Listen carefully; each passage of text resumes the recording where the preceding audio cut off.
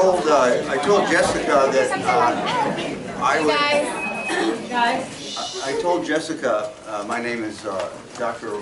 Michael Ward, that I would introduce myself.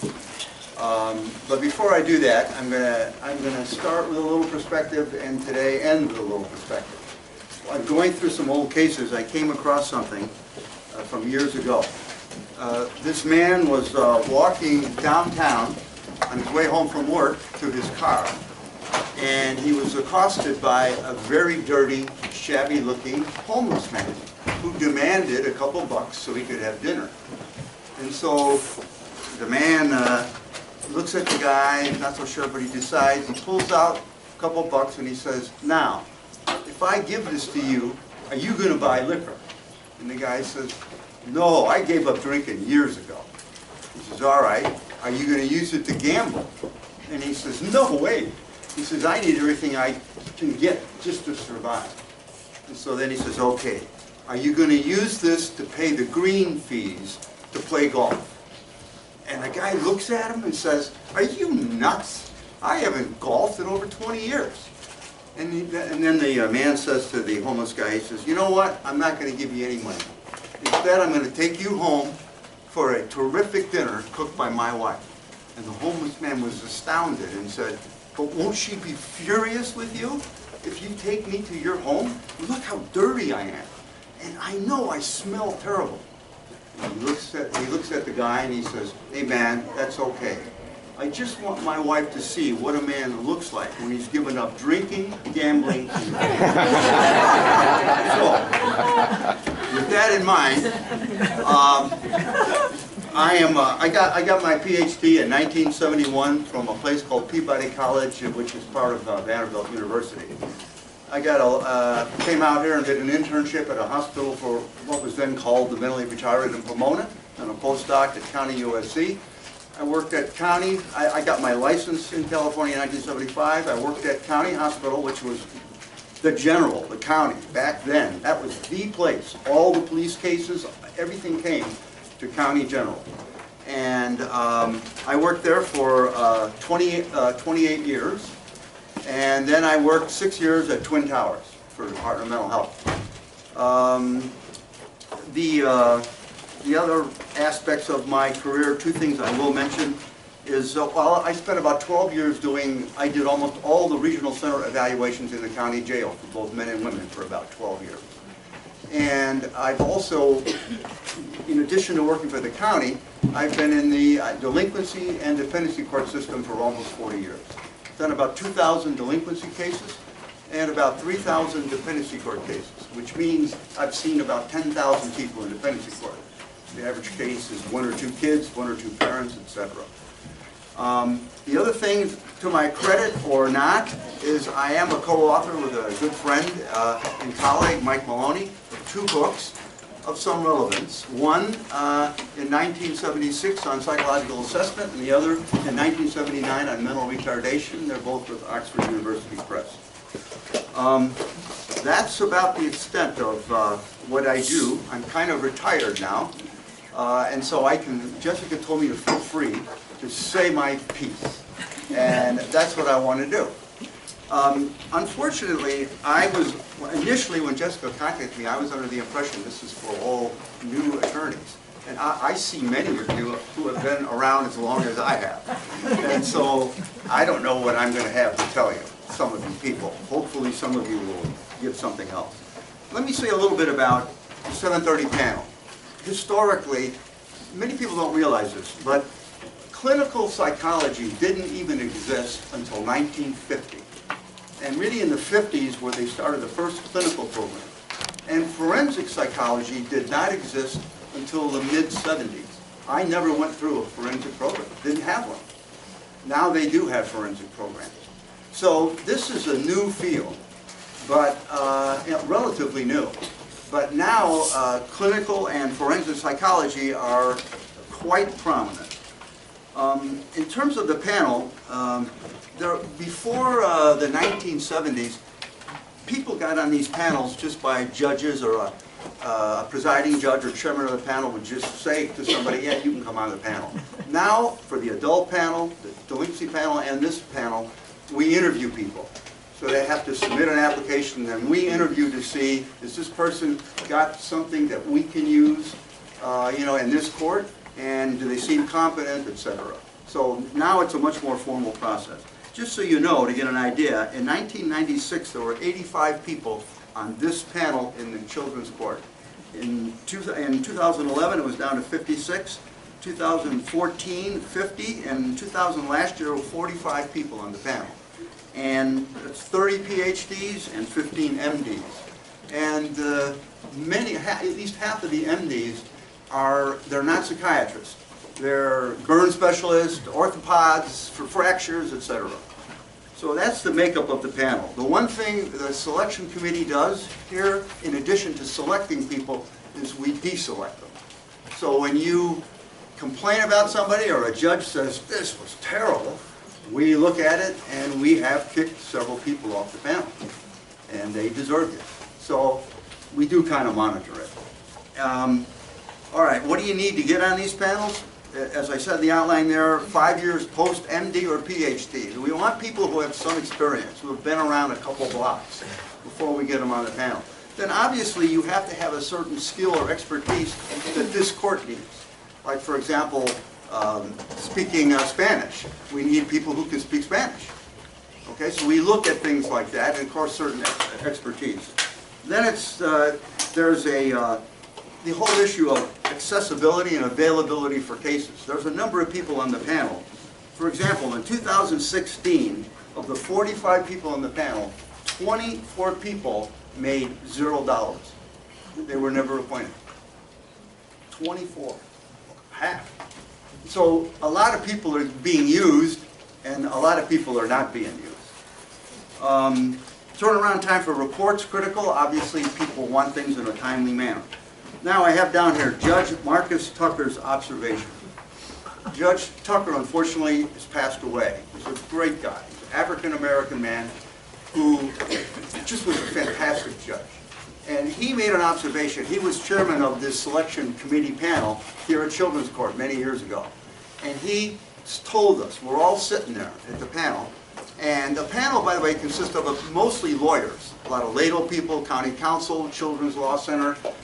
I'm the only psychologist on the panel now, and I'm actually the original psychologist when Judge Boland started it, and the only original member left.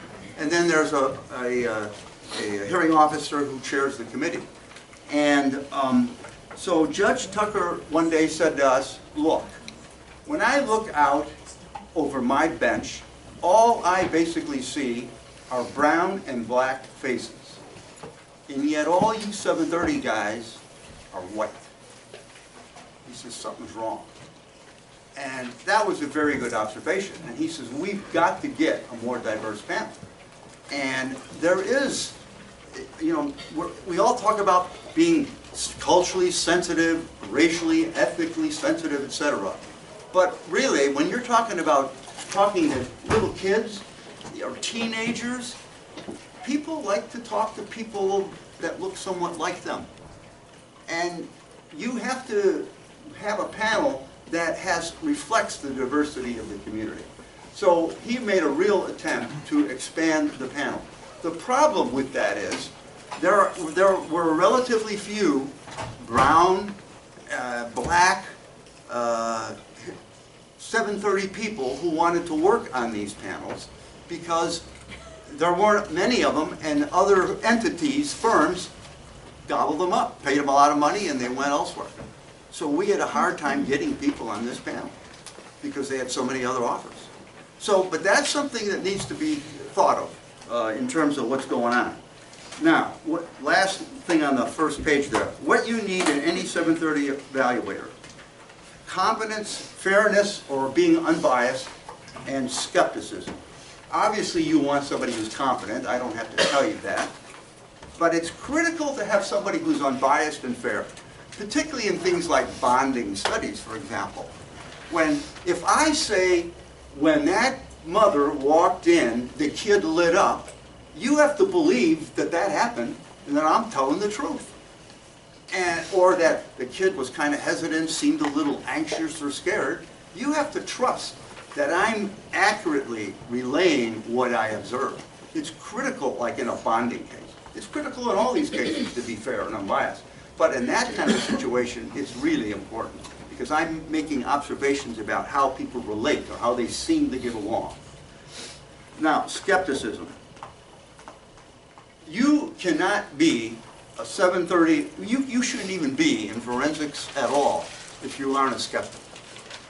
You have to be a skeptic because forensics involves the law, and people either want to get something or get out of something. And they have angles, and they'll use it. And you have to be aware of that. For example, one day when I was doing my regional center evaluations in the jail, I saw a guy, I was told another psychologist had seen him and said he had an IQ of 39. And so because of that, it was for the lawyer, he did it for the lawyer. Because of that, they said, well, let's get him in the regional center. So I got called to see him. As soon as I talked to the guy, I knew he was phony as hell. No way this guy is mentally retarded. And by the way, I use the word mentally retarded because the book was called, before the old days, Mental Retardation in Modern Society. And I try to update it, but a lot of my reports have those words in it. It wouldn't be true anymore. But anyway, I said, this guy's not. He's a total phony.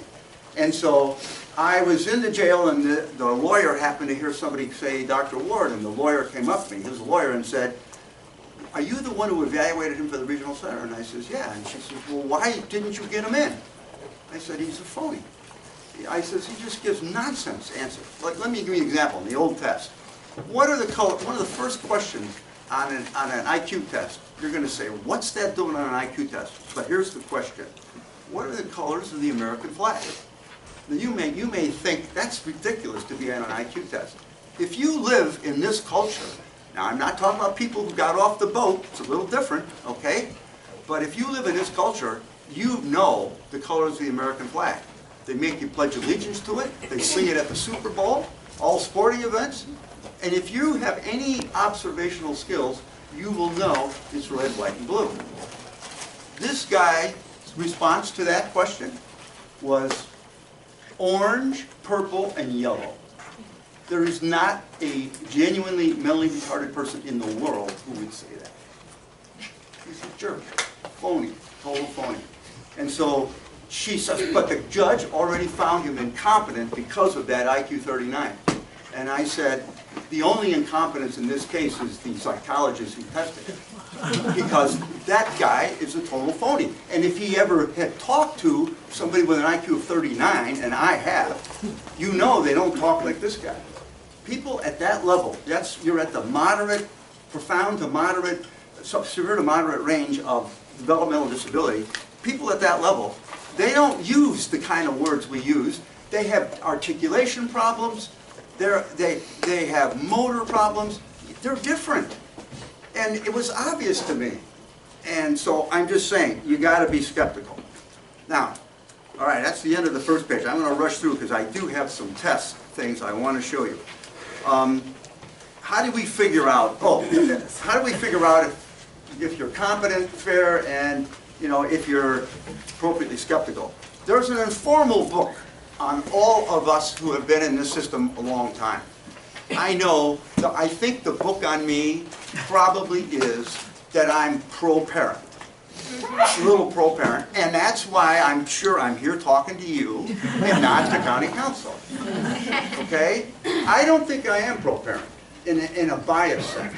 However, I do have to admit that I believe in psychology and child development.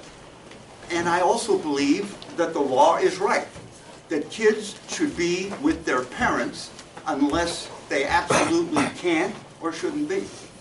And so I don't think it's bias to try to keep families together. But I can see why the book on me maybe is a little bit pro-parent. I think they felt I was basically fair, but I'm sure there are judges and county council who would never use it. And there are others who did. So, but you have to be aware, people get to know you. The conundrum on new and unknown evaluators. This is the real problem in the panel. We have struggled with it every year. How do you get new people to do 730s? When your parent or your child is on this case, you don't want to take a chance with somebody that's unknown. And so people just don't want to use them. And how are they ever going to get known if people won't use them? And yet I understand from a legal point of view why you don't want to take a chance with somebody who isn't good or who knows what they're going to do. At least they kind of know what that Dr. Ward does. He goes, yeah, I can live with them. By the way, along that line, multiple judges have told me the best way for them to resolve the case is just to get the lawyers to agree on the 730 evaluator. If I can get them to agree on that, half of my job's done. And so you get people, obviously, to know, and people have to bargain, and that's what happens. That's how it works. Now, I have to say here, ability to write a clear, concise, concise, mea culpa, readable and useful report.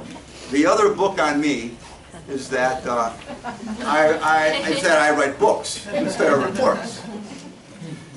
I am incredibly neurotic, to use an old-fashioned word. And I just had a hard time. Judge Bolin, one day, I walked into court many years ago with a 730, and he was in the middle of a court case, but it wasn't serious or a trial. He just stopped. And Judge Bolin said, "Oh, look, Dr. Ward, I see a whole stand of trees fall in the Sierra." I mean, that was the truth. And the problem with me is, one of the cases I have here today is that the report is 86 pages long. And what it was a crossover family law case, and I felt I have to include, and there was 2 previous family law evaluations, so I put material from them, all the DCF stuff, and then I used to use extensive quotes from parents and children in my reports. Now, I'm the first to admit, don't do as I say, do as I do, or however you want to see it. The truth is, I had a need to do that. It was neurotic. Most people don't have that problem. But at least it was all there. And for over 3,000 cases, I have to say, I've testified relatively few times here. Probably maybe only 75 to 100 times in dependency court. And I think it's because I said enough. And people, they knew where I was coming from. Anyway, that's the end of that. Now, why do you need or want a 730 eval? Well, that's really up to you and the court. It's not for me to tell you what you need. You need 730s, I think, for all kinds of cases. Obviously, if it's an issue of low intelligence, you need a 730 if that's really going to be an issue. If it's mental illness, you need a 730. But all the kinds of things you people deal with all the time, all the concerns about, can this person benefit from reunification services? Are they going to, what about substance abuse? Are they ever going to get treated? Are they ever going to be able to stay away? What about violence, domestic violence, propensity towards violence? A lot of those issues do need a 730. And I think it could be helpful or useful. And there's one other place I think you should consider a 730. When you have a really horrible, difficult client, it's better for you to have me call them a jerk than for you to try to deal with them. And so sometimes it's a way to say, well, I tried. I didn't know that guy was going to write that lousy report about you. Sometimes you need that as a way to push the case along. So you ought to consider that. Now, when do you want a psychiatrist or psychologist? I am not an anti-psychiatry guy. We get along with psychiatrists, they get along with us. Those days, the old days of war are over. In point of fact, more psychologists are doing forensic work than psychiatrists. And that's also an economic thing, because psychiatrists, there's fewer of them, and they make much more money. And they don't, let's be honest, the 730 pay scale is, nobody's getting rich on that. You may have a decent life if you do enough of them, but you're not getting rich. And so there's a problem there. But when do you need a psychiatrist or a psychologist? Here's what I want to say about that. Obviously, if it's a specific question about medication, of course you need a psychiatrist. But if the question is, is this person mentally ill, and could they benefit from medication? A psychologist can do that too. You don't have to have a psychiatrist to do that. They can't tell you what medicine, but they can tell you this person is very ill and needs some kind of medication. But the other thing is, I have down here from credo to credence. Credo is Latin for I believe. Credence is, it is believable. Back at County Hospital, we used to have our graduate students, Department 95 was at the County Hospital. Bottom floor of County Hospital, part of it was Department 95, where they did all the mental health cases, conservatorships, etc. And they had, and I'm not picking on them, but they had a psychiatrist testifying, because in those days, the psychiatrists were the only ones on these panels. And it was a case, and the psychiatrist said, this person is schizophrenic.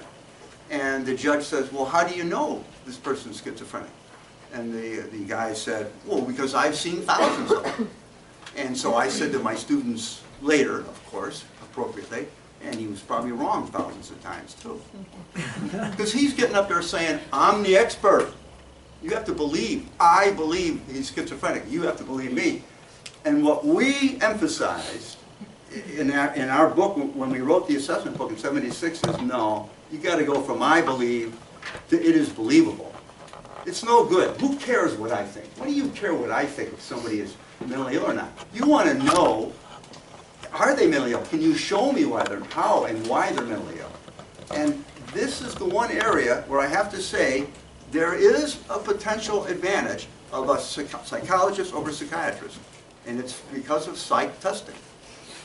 So you have another data point. In addition to an interview, history data, you also have test data. And if all those data points say, this guy's got a problem, you have a pretty good case.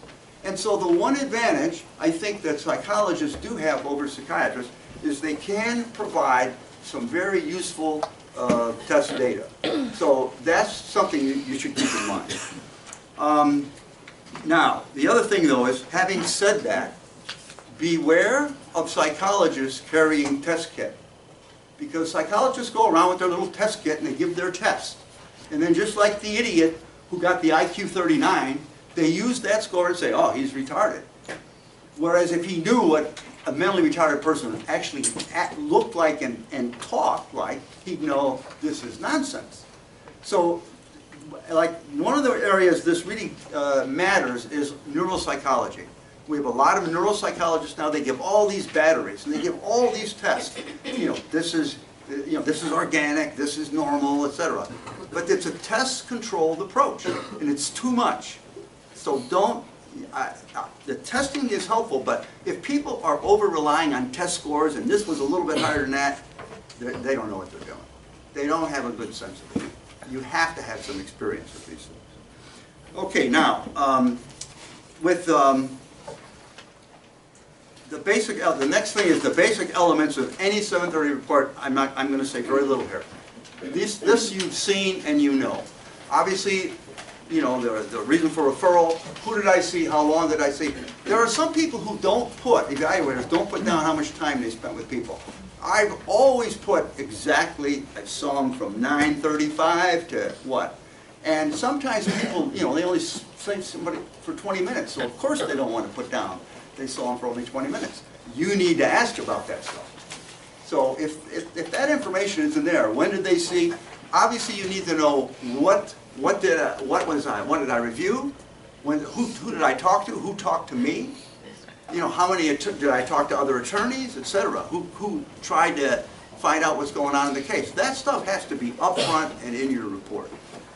And then we have, obviously in any case, this is the part I had trouble with, a case synopsis. You could just say, here's what DCFS says, here's the issue, and here's what we're going to do about it. Then the evaluation procedures and data sources, I'll show you some examples of that. Just list out what you did, the kinds of interview, historical stuff, and test data. Then observations and results. The observations are clinical. Any report has to say, when I saw this person, he was friendly, he was logical, coherent, or he was very depressed, or he was angry. I have to have those clinical observations down in the report.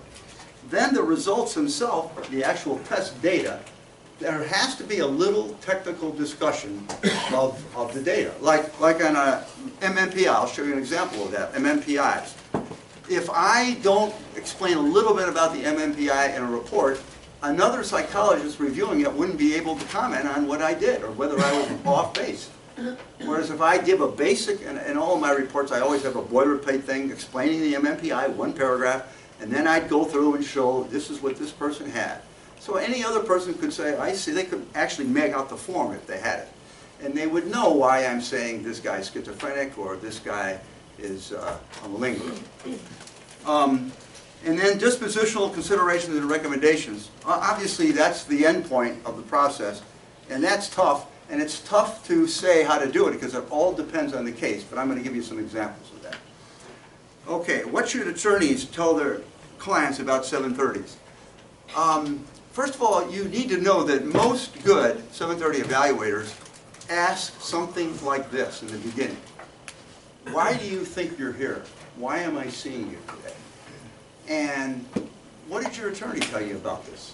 We ask about that. So you need to know that questions like that come up. The other thing is, what do you tell them? How do you prepare them? A lot of people aren't prepared. And I do think that the best advice is to be fairly open and honest. I realize, you don't want to overdo it, but, be open and honest. It's probably the best advice. And what do we tell your clients about the 730? Well, one of the things I tell, because a lot of people think I work for DCFS, I tell them I don't work for DCFS. I'm appointed by the court because people wonder, whose side am I on? Of course, in this kind of a setting, I understand that. And then, what should we tell children? Now, this is a tough one. What do you tell children about 730? For little kids, the less you tell them, the better. Definitely. Just say, oh, we're going to see a man or a woman, and I'll be a nice person. They'll talk to you and maybe play something with you, etc. As they get a little older, you may have to be more upfront with them, because they're going to know something's up, and they want to know, are their parents or somebody going to find out what they tell me? And that stuff has to be explained to them. That might happen, or it might not, or I can't tell you. I promise you it won't. They need to know that. You got to be upfront with kids as they get older. Should parents and clients be given copies of the 730? This is a tough question. I would say, I've done so many crossover family law cases for this court. I felt I was in family law for years because it was all coming from family law. When they couldn't get what they wanted there, they alleged abuse or neglect. And so it got here into the system, and until it was resolved, then it finally went back to family law. But we ended up doing the family law evaluations. Those should never be given to people, because I'm telling you, one parent down the road will take that report in another situation, in another setting, and say, hey, 2 years ago, my ex-wife was evaluated, and look what a horrible person she is. That is definitely going to happen. They should not be given these reports. Now, are there occasions when maybe a portion of it, maybe they should have it? I would have to say yes. There are occasions when they should, yes.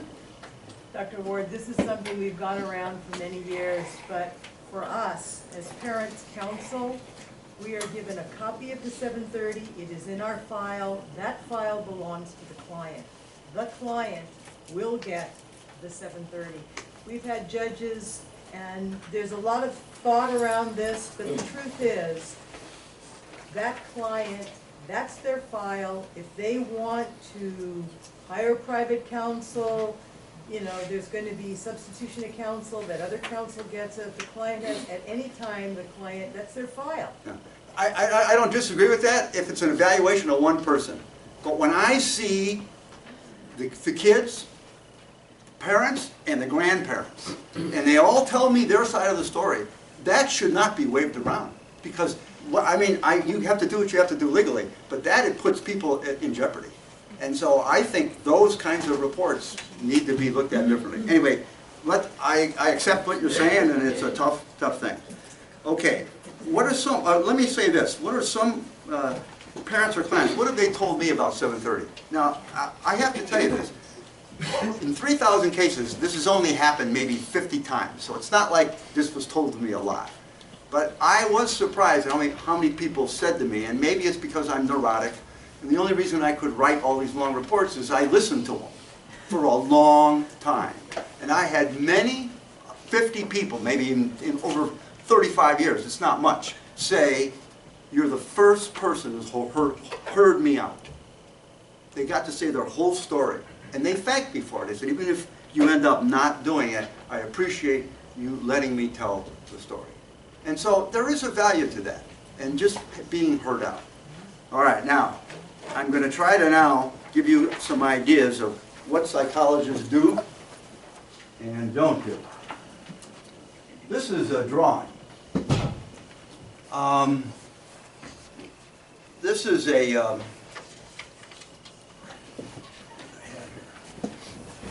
she's 4 years, 9 months old, average IQ, had an 88 on a picture vocabulary test. And this is her drawing. If you know anything about kids, you know how kids draw? They draw a circle. That's the head. They put 1 or 2 eyes. I'm talking about like 3-year-olds now. A nose, maybe, and a mouth, maybe not. They might put ears. They might put a little hair.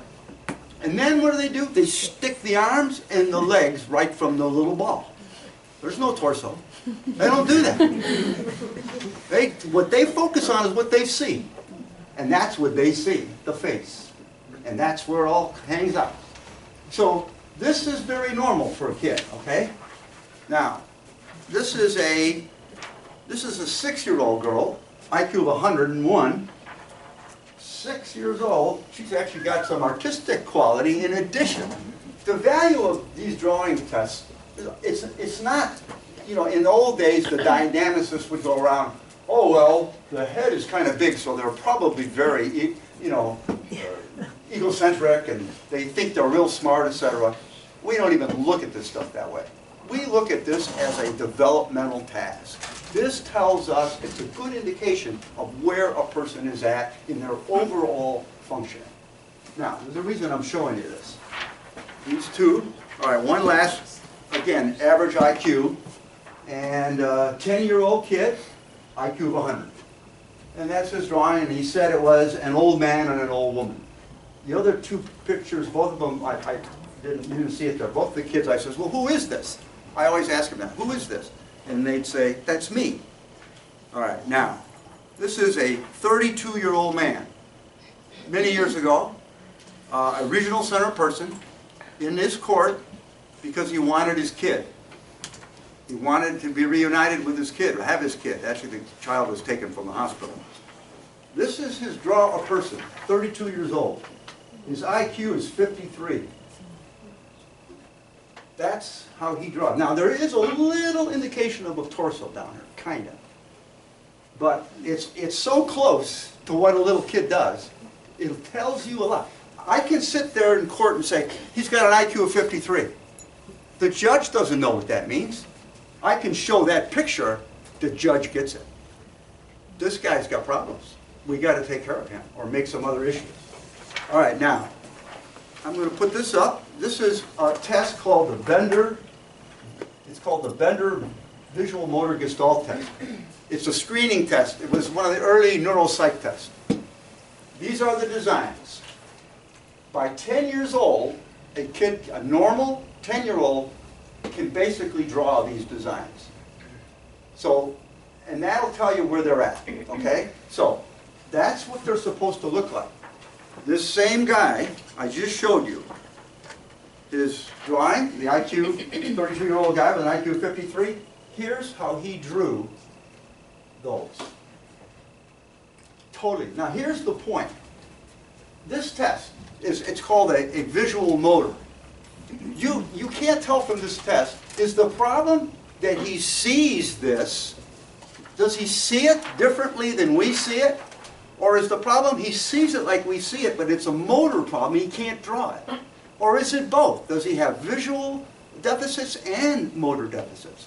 So you can't tell from this what it is. But what you can tell, if this is how he sees or does his physical world, what's he doing with the social emotional world?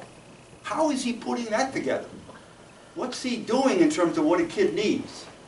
So this gives you an idea of what is going on. Okay, now, I'm going to show you, I'm going to show you this case a little bit. This is evaluation procedures and data sources. So this is a case I'm going to show you. It's not very good. Anyway, we gave the Wechsler, yeah. So we gave the standard IQ test. Thank you. And his IQ is, you can see, verbal IQ 59, performance 57, full scale or total 54. The subtests are all there. A scale score of 5 would be close to the high, mild, retarded range. All these are lower. The quick test of intelligence is a picture vocabulary test. You say a word and they have to point to the picture that fits it. Gives another index of intelligence. Achievement test. You can see his reading, spelling, and arithmetic. Where is it? He's all at the first, second, or third grade level. And first I'll show you this is his draw person. This guy is, oops. Okay, you can hardly see it. What he says is, it says son. He wrote above it. These are his drawings. They're better, obviously, than the others. But he said son, mom, and dad. And this is a case where he wanted his kid. I'll talk about that in a second. And then here's what his Bender, that same test, here's what he did on that. It's hard to see. I really apologize. But it's very impaired compared to what it should be. So let me talk a little bit about that and what I did in terms of the case. His name is John. He's 31 years old. He was born and raised in L.A. And his son, John Jr., was 6 months old at the time that I saw him. I didn't see the child, I just saw him. He's African American. The mother is a 35-year-old woman. She's Caucasian. Both the mother and father were clients of the regional center. This is the father's only child, but the 6th one for the mom. All of her first 5 children are in foster care. Child was taken into protective custody at the hospital and has been in foster care since. And he wants his son. Court ordered no reunification for the mom, but will consider the father. They wanted to know, can he benefit from services? John had a prior diagnosis of mild MR, mild mental retardation, so somewhere in the 55 to 70 range, and that's about where he is. But he was at the lower end of it. And the other diagnosis was intermittent explosive disorder. He did have multiple instances in the past where he blew up, got a little violent, never killed anybody or anything like that, but allegedly had a knife and tried to stab some people. He, of course, disputes that. I don't know. Used to be a gangbanger. He says, I was a blood, but I don't do that anymore. And they say people at DCFS said they were describing him as extremely violent and dangerous.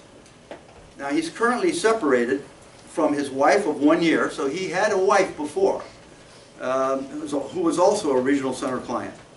There were allegations he strangled her again. He denies he did that.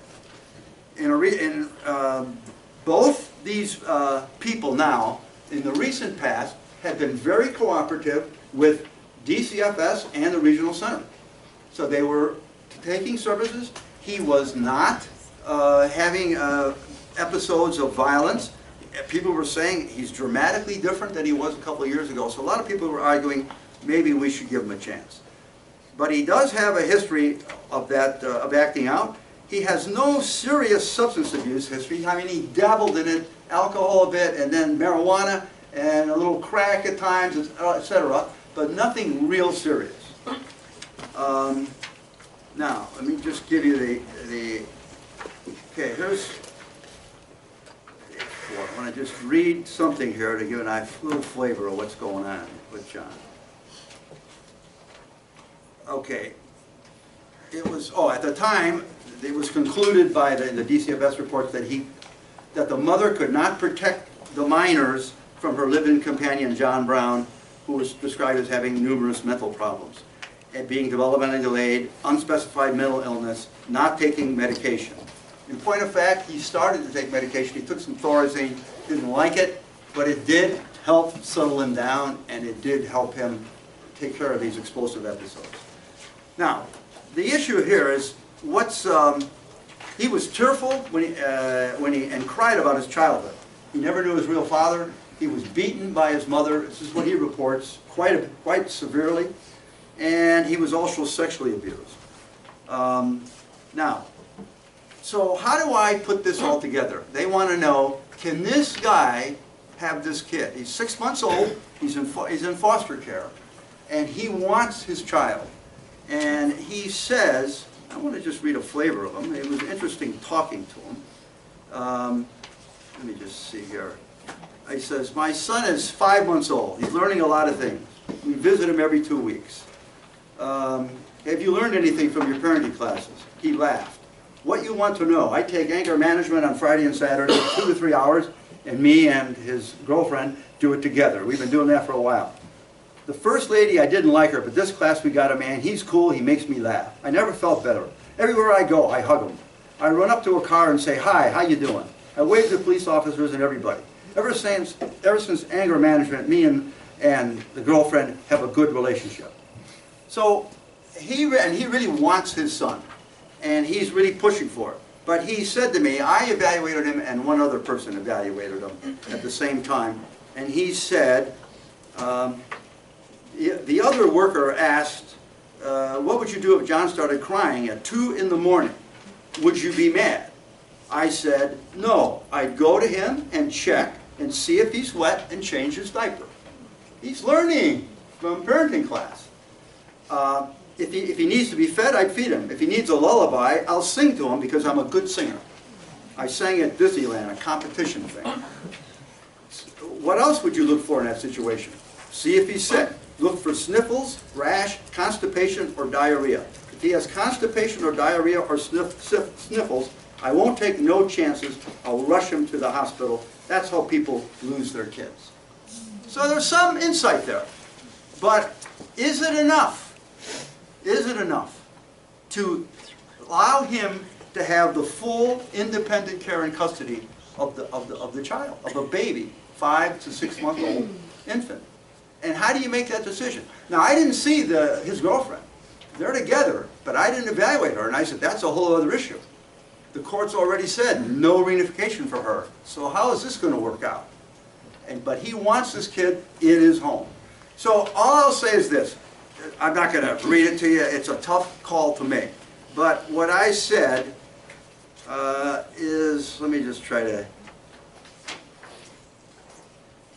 I said, in short and in reference to the major issue I'm being asked to address, namely whether this man can have reunification services, meaning whether he can independently raise his child, I would have to say that I do not believe that he has the capacity to do so in a fully independent manner. In fact, if he were to be given custody of a child, it could only be with considerable assistance and supervision of some outside agency and or persons. To the degree a situation like that can be arranged, wherein such assistance and supervision is provided, then perhaps he could be reunified with his child, although that really is not tantamount to having full independent care and custody. Okay? So, I'm not, you know, the other thing I forgot to mention, all these cases I do, we never get feedback. Almost never. I'll bet in 3,000 cases I got feedback on less than 100. What happens to these people?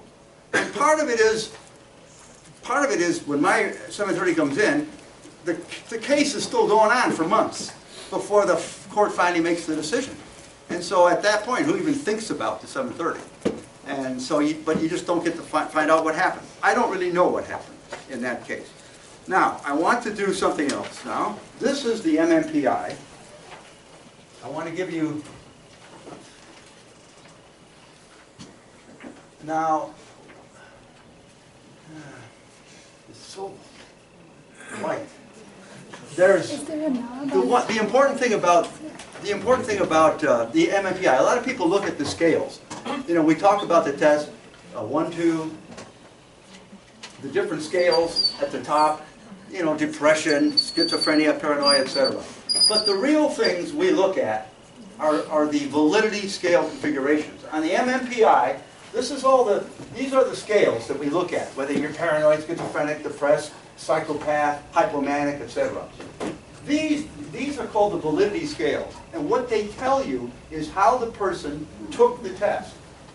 How they took the test. Did they approach the test in an open fashion, or were they defensive as hell? This is much more important to me than all this stuff. People can argue about whether he's schizophrenic on here or what. I don't really care about that. I mean, it's not that I don't care. It's not nearly as important as whether he's BSing me or whether he's telling the truth. That's what you need to know. And so this is the profile. This is a workers' comp profile. The high F is, woe is me, you name the problem, I got it. Okay? This is dependency court and family law. This is called the lie scale. These are the two defensive scales. This scale, like the lie scale, it says, you know, once in a while I get angry. Oh no, I've never been angry in my life. Once in a while I feel like swearing. Oh, I would never do that. I've never felt that way. When you got a person doing this, they're not telling you what's going on. If you've got a person doing this, they're trying to get out of something. They're faking it. Okay? So this is very important in these cases. Now, I got to make sure we keep time here. Wow, already 1 o'clock. Okay, you know what? I'm going to have to fast forward here. I had a couple cases to show you on that, but I'm going to show you one other case. This was a case I did. I'm not going to give a lot of specifics here, but it was the 86-page report. And let me just tell you what it is, and then I'll show you one piece of data and try to end this. The dad is 56, the mom is 43. The order from the court was to see just the parents, not the child. The child was 7 years old. And the court did not want me to see her because the child's therapist said she didn't want the child to have to talk to me. She feels too much going on. I reviewed the previous evaluation, and the previous evaluator gave them an MMPI, an MCMI, another personality test. Both of these people are very bright, very accomplished, all had bachelor's and master's degrees, successful in business. The father, the 56-year-old father, did have, he's never been in a psych hospital, but he has been treated for bipolar disorder for about 8 years and taking the medication faithfully. The mother, this couple, by the way, never lived together. He was never married. He does have he had one other child who was 14 at the time, a daughter, who lives with her mom and stays with him. And then the mother was married for 7 years, had 2 girls who at that time were 16 and 19. And she had a major family law problem when that divorce happened. And the father of those 2 girls, although he sees them a lot, she has never allowed those girls to spend a night in his house. Never. So she has certain views and feelings. Now, the sustained petition in this case, this is what the court said. This was before I saw them. And this was the sustained petition, it's real short. And it says, the mother and father have been involved in a highly contested family law dispute involving custody and visitation, which has included physical and sexual abuse allegations being made by the child against the father. Such dispute has adversely affected the child in that she suffered serious physical and emotional harm, and mother and father have failed to protect the child from the effects of the highly contested dispute. So basically, they're saying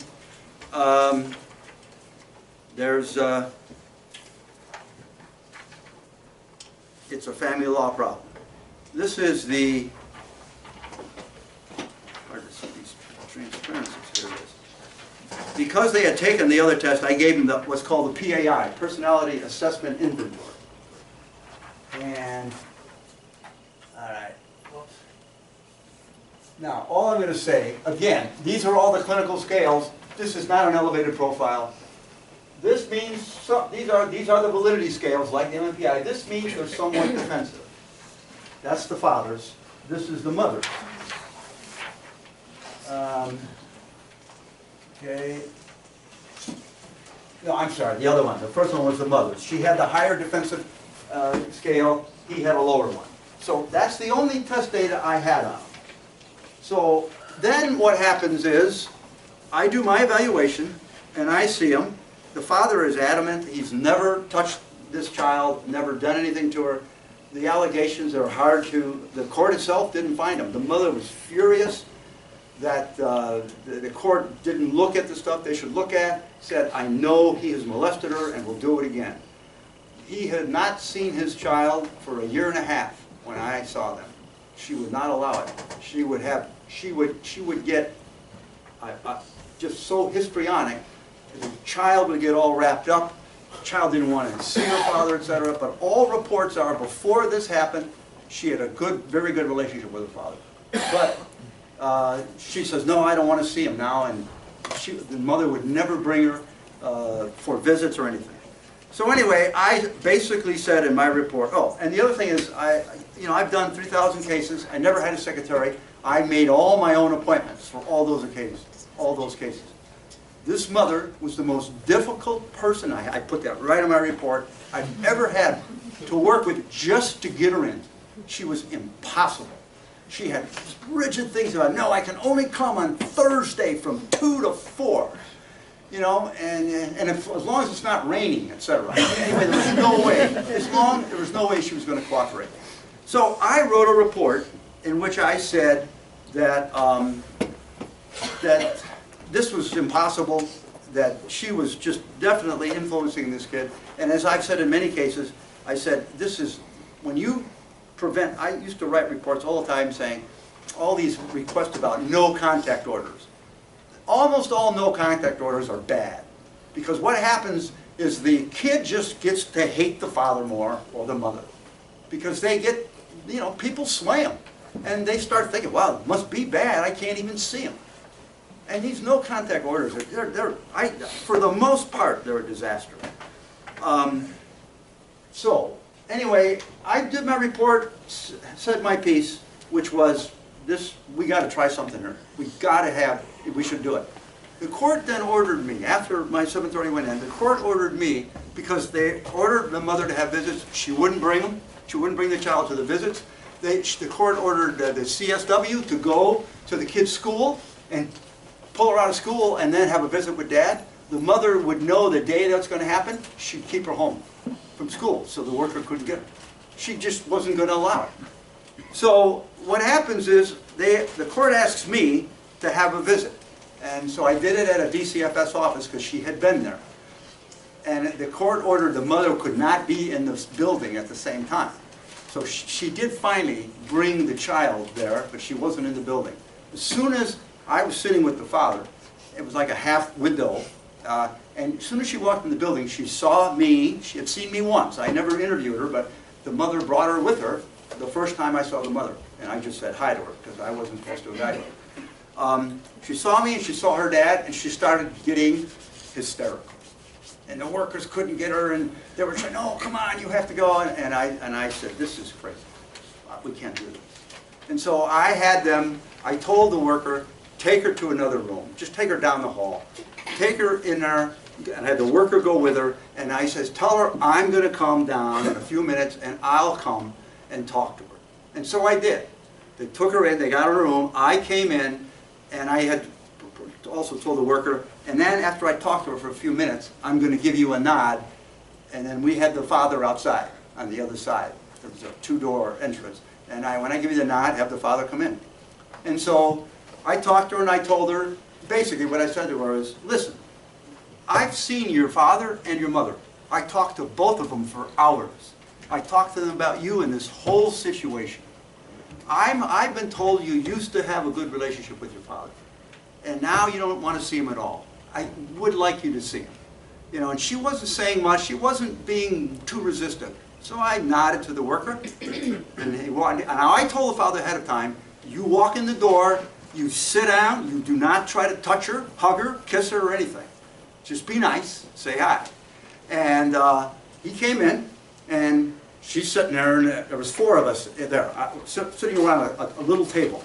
And we're there, and nothing's happening, and he's trying to talk to her. Hi, how's school going? He's trying to be nice. And she's, you know how kids can get, and she didn't want to do it. And so finally I decided, oh, the father brought some Skittles, and he poured them out in the middle of the table. He says, here, have some Skittles, you used to like them. And she didn't want to take them. And so we're sitting there, and I'm just thinking, this isn't going to work. So I took a Skittle at each one of us, for 4 of us. And I sat there, and I shot the Skittle into the middle of the pile and scattered them. That kid cracked up. She just cracked up and started shooting Skittles at a father, at me, at the worker, and then the worker and I kind of backed off, and it was just the 2 of them. And at the end of doing that, she got up and gave her dad a high five. And she had a good time. And so the court said, continue with these visits. And I had ordered, as I have in many cases, that there be some, there used to be a person on the panel who would help with that reunification kind of issue. And they did it for about a month or 2. But it was, the mother was still resisting the visits terribly and not bringing the kid. And so they were still having trouble. And I'm telling you this for a reason. About a month and a half after the case, I got a call from the father's attorney. It was around 8:30 at night. And she told me that the mother just killed herself and this little girl. And that hits you. And I got to say this. We're out of time. I have to ask myself, I was very forceful in my report about, we got to do something about this case. This is ridiculous. This woman's out of control, basically. I didn't use those words like that, but you know what I'm saying. And I have to say that I have reflected that maybe there are some cases where I shouldn't do that because you push people too far. I'm going to be totally honest with you. 5 years before that case, I had a similar case. And very similar situation. Of course, sex abuse, alleging the father did it.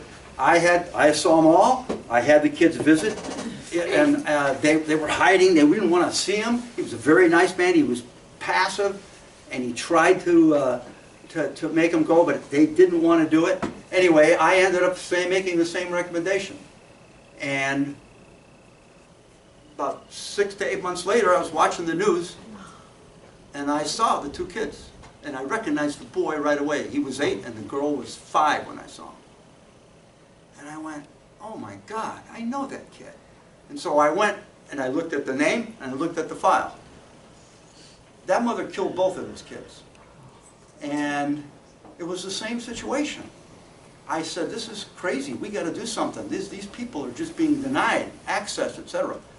But now, you know, I'm wondering, what is the right thing to do?